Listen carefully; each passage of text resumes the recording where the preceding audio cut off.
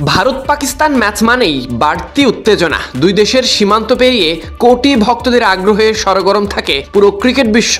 ACC থেকে ICC সকলেরই থাকে বাড়তি প্রস্তুতি। ক্রিকেট মাঠের লড়াইয়ের মতোই সমান তালে চলে তর্ক, বিতর্ক আর সমালোচনা। এবারের এশিয়া কাপেও ঘটল একই চিত্র।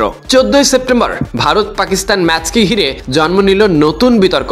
ম্যাচের শুরুতেই আলোচনার জন্ম দেন দুই অধিনায়ক। টস শেষে সাধারণত করমর্দনের মাধ্যমে শুভেচ্ছা বিনিময় করার রীতি থাকলেও এদিন ভারতীয় অধিনায়ক সূর্যকুমার যাদব এবং পাকিস্তানি অধিনায়ক সালমান আগা হ্যান্ডশেক না করেই মাঠ ছেড়ে যান। এরপর থেকেই উত্তাপ ছড়ায় মাঠে।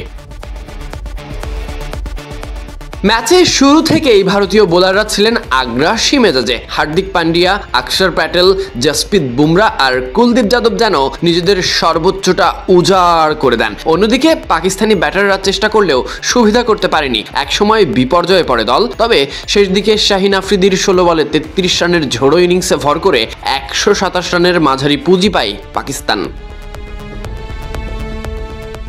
লক্ষ্য তাড়া করতে নেমেই ভারতীয় দুই ওপেনার শুভমান গিল ও অভিষেক শর্মা শুরু থেকেই আক্রমণাত্মক ব্যাটিংয়ে ছক্কাচারের ফুলঝুরি ছড়ান। পাওয়ার প্লেতেই সংগ্রহ হয় 60 রান। পরে সূর্যকুমার যাদবের 47 রানের ইনিংসে ভর করে 7 উইকেটে বড় জয় নিশ্চিত করে ভারত। কিন্তু মাঠের লড়াই শেষ হলেও বিতর্কের ঝড় শেষ হয়নি। ম্যাচ শেষে পাকিস্তানি ক্রিকেটারদের সঙ্গে করমর্দন না করে সরাসরি মাঠ ছাড়েন সূর্যকুমার যাদব ও শুভম দুবে। শুধু তাই নয়, টেলিভিশন ক্যামেরায় ধরা পড়ে ভারতীয় দলের এক কর্মকর্তা ড্রেসিং রুমের দরজাও বন্ধ করে দেন, যা মুহূর্তেই আলোচনার ঝড় তোলে সামাজিক যোগাযোগ মাধ্যমে।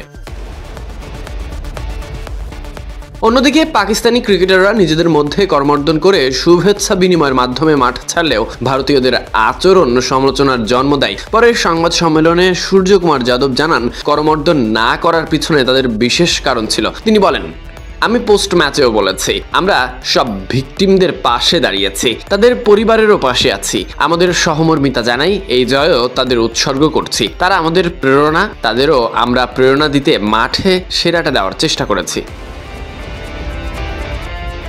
কাশ্মীরের ঘটনায় ক্ষতিগ্রস্তদের প্রতি জয় উৎসর্গ করার সূর্যকুমারের এই মন্তব্যের পর নেট দুনিয়া আরও সরগরম হয়ে ওঠে।